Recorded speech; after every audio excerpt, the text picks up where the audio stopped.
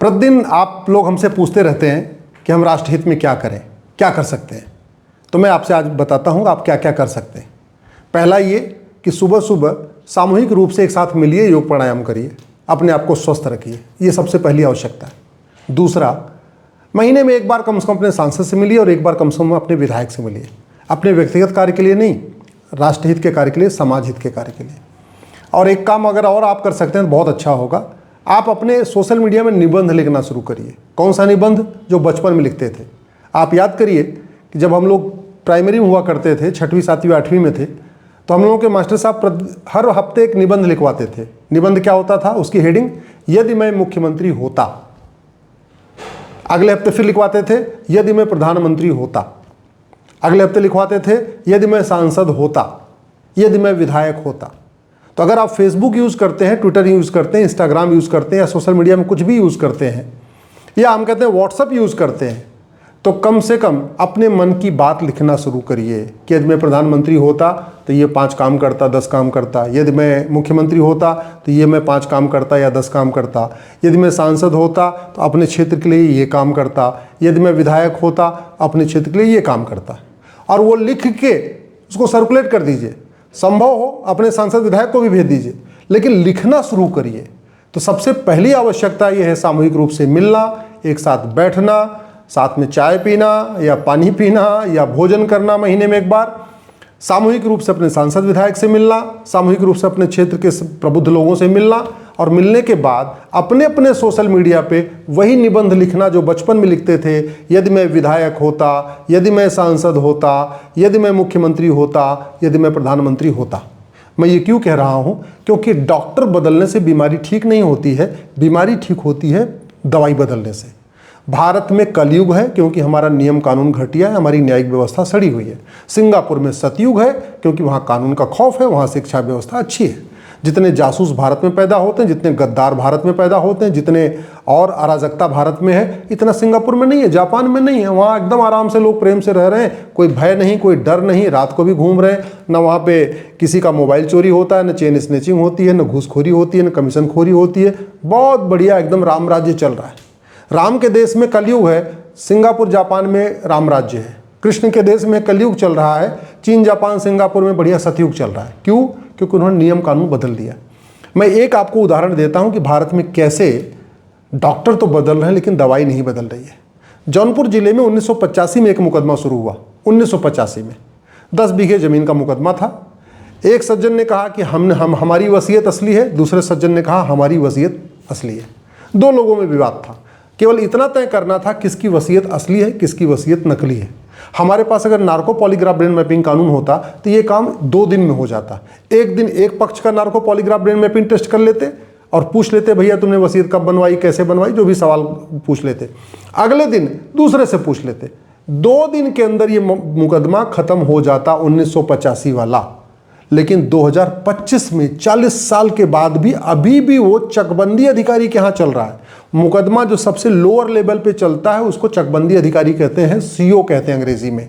और जौनपुर में आज भी सीओ के यहाँ चल रहा है। आज तक क्लियर नहीं हो पाया कि रघुवीर मिश्रा 31 मार्च को मरे कि 2 अप्रैल को मरे। रघुवीर मिश्रा की कौन सी वसीयत असली है, कौन सी वसीयत नकली है? स्वाभाविक सी बात है, 2 लोग कह रहे हैं तो किसी एक की असली होगी, किसी एक की नकली होगी। अब जिसकी नकली होगी उन्होंने क्यों बनवा लिया? क्योंकि हमारे देश में फर्जी वसीयत कराना अपराध नहीं है। फर्जी वसीयत कराना कोई सीरियस क्राइम नहीं है। फर्जी वसीयत कराना, फर्जी डॉक्यूमेंट बनाने पे कुछ सज़ा नहीं होती है। इसके पहले कुछ दिन पहले मथुरा में भी ऐसे हुआ। एक महिला को जो 1985 में 1975 में मर गई थी उसको 1990 में जिंदा कर दिया, और उसकी बेटी जो अभी 2025 में मरी उसको 1995 में मार दिया कागजों में, और मार के पूरी वसीयत लिखवा लिया। कर्नल कबोत्रा है पंचकुला में, पाकिस्तान के साथ युद्ध लड़े थे। आज की डेट में अपने घर के लिए अपना घर उनके घर पे कब्जा हो रहा, अपना बेचारे घर नहीं खाली करा पा रहे। ऐसे भारत में 5 करोड़ मुकदमे चल रहे हैं। 5 करोड़ मुकदमों से 5 करोड़ परिवार टेंशन में है। 5 करोड़ परिवार का मतलब एक परिवार में 6 आदमी मान के चलिए तो 30 करोड़ भारतीय टेंशन में है तारीख पे तारीख से। मुख्यमंत्री बदल रहे हैं, राष्ट्रपति बदल रहे हैं, प्रधानमंत्री बदल रहे हैं, गृहमंत्री बदल रहे हैं, कानून मंत्री बदल रहे हैं, कलेक्टर बदल रहे हैं, कप्तान बदल रहे हैं, जज बदल रहे हैं, लेखपाल पटवारी बदल रहे हैं, सब बदल रहे हैं। लेकिन आम जनता को तारीख से तारीख पे छुटकारा नहीं मिल रहा है। मैं बात करता हूँ 1985 के जौनपुर के मुकदमे की, जो रघुवीर मिश्रा की ज़मीन का मुकदमा था। 1985 में उस समय एन डी तिवारी मुख्यमंत्री थे। उसके बाद से वीर बहादुर सिंह मुख्यमंत्री हुए, फिर एन डी तिवारी मुख्यमंत्री हुए, फिर मुलायम सिंह मुख्यमंत्री हुए, फिर कल्याण सिंह मुख्यमंत्री हुए, फिर राष्ट्रपति शासन लगा, फिर मुलायम सिंह मुख्यमंत्री, फिर बहन मायावती जी मुख्यमंत्री, फिर राष्ट्रपति शासन, फिर मायावती जी मुख्यमंत्री, फिर कल्याण सिंह जी मुख्यमंत्री, राम प्रकाश गुप्ता जी मुख्यमंत्री हुए, फिर राजनाथ सिंह जी मुख्यमंत्री हुए, राष्ट्रपति शासन लगा, फिर मायावती जी, फिर मुलायम सिंह जी, फिर मायावती जी, फिर अखिलेश जी, फिर योगी जी, फिर योगी जी। 20 मुख्यमंत्री बदल गए, लेकिन जौनपुर में वो मुकदमा चकबंदी अधिकारी के यहाँ चल रहा है। 25 साल बीत गए, 400 तारीख मिली है, 40 साल में 400 तारीख, लेकिन न्याय नहीं मिला, केवल तारीख पे तारीख मिल रही है और आज भी मिल रही है। ऐसे ही 1985 में प्रधानमंत्री थे राजीव गांधी जी। उसके बाद वीपी सिंह प्रधानमंत्री बने, चंद्रशेखर जी प्रधानमंत्री बने, नरसिम्हा जी प्रधानमंत्री बने, वाजपेयी जी प्रधानमंत्री बने, फिर वाजपेयी जी प्रधानमंत्री बने, 3 बार बने, देवगौड़ा जी प्रधानमंत्री बने, गुजराल साहब प्रधानमंत्री बने, वाजपेयी जी, मनमोहन सिंह जी, मोदी जी। लेकिन उनका मुकदमा आज भी वहीं चल रहा है। कर्नल कबोत्रा का मुकदमा आज भी डिस्ट्रिक्ट कोर्ट में चल रहा है और जौनपुर वाला रघुवीर मिश्रा का मुकदमा आज भी चकबंदी अधिकारी के यहाँ चल रहा है। 40 साल के बाद अगर आज वो 2025 में डिसाइड हो जाए जौनपुर का मुकदमा, तो फिर उसकी अपील होगी एसओसी के यहाँ। एसओसी डिसाइड कर दे, फिर अपील होगी डीडीसी के यहाँ। डीडीसी डिसाइड कर देंगे, फिर अपील होगी चकबंदी कमिश्नर के यहाँ। चकबंदी कमिश्नर डिसाइड कर देंगे, फिर अपील होगी हाई कोर्ट में। हाई कोर्ट डिसाइड कर देगा, फिर अपील होगी सुप्रीम कोर्ट में। जानते हैं इसका परिणाम क्या हो रहा है? आज की डेट में लोग अपना घर किराए पे नहीं दे रहे हैं। उनको लगता है किराएदार खाली नहीं करेगा, मुझे 40 साल मुकदमा लड़ना पड़ेगा। जबकि बहुत सारे ऐसे लोग हैं उनके पास अपना मकान नहीं है, वो किराए पे लेना चाहते हैं, लेकिन कोई किराए पे देने के लिए तैयार नहीं है। जो मकान मालिक है उसको किराए से पैसा मिलेगा, फिर भी वो मकान नहीं देना चाह रहा है, अरे ये तो कब्जा कर लेगा, खाली नहीं हो जाएगा। तो मकान मालिक भी परेशान है, उसको पैसा नहीं मिल रहा, घर खाली पड़ा है, पैसे फिर भी किराए पे नहीं दे रहा है। किराएदार बेचारे परेशान, अपना घर का खुद का घर है नहीं, किराए पे घर मिल नहीं रहा है, जो मिल रहा है बहुत महंगा महंगा मिल रहा है। तो इसलिए ये, और क्यों? क्योंकि कानून का खौफ है। कानून का खौफ नहीं है, मकान मालिक को लगता है खाली नहीं होगा, किराएदार को लगता है मैं तो, बहुत सारे किराएदार करते भी हैं। ये जो अराजकता फैल रही है, इसका समाधान सरकार को करना है, विधानसभा में होगा, इसका समाधान संसद में होगा। सारी समस्याओं का समाधान पीआईएल के माध्यम से नहीं हो सकता। सारी समस्याओं का समाधान हाईकोर्ट सुप्रीम कोर्ट में नहीं हो सकता। 20% समस्याएं हाईकोर्ट सुप्रीम कोर्ट में ठीक हो सकती है, 80% समस्याओं का समाधान संसद और सुप्रीम कोर्ट में करना पड़ेगा। संसद में कैसे होगा? जब सांसद सवाल उठाएंगे, सांसद वहाँ आवाज़ उठाएंगे। विधानसभा में कब समाधान होगा? जब विधायक आवाज़ उठाएंगे। अब हो क्या रहा है? सांसद विधायक लगातार चुनाव ड्यूटी में लगे हैं। अभी यहाँ चुनाव है, फिर वहाँ चुनाव है, फिर वहाँ चुनाव है, फिर वहाँ चुनाव। पुलिस रिफॉर्म उनके प्रायोरिटी पे भी नहीं है, जुडिशियल रिफॉर्म उनके प्रायोरिटी पे भी नहीं है, एजुकेशन रिफॉर्म उनके प्रायोरिटी पे नहीं है, इलेक्शन रिफॉर्म उनके प्रायोरिटी पे नहीं है, ठीक है, टैक्स रिफॉर्म उनके प्रायोरिटी पे नहीं है, लोगों को न्याय नहीं मिल रहा है, केवल तारीख पे तारीख मिल रही है, वो उनके प्रायोरिटी पे नहीं है।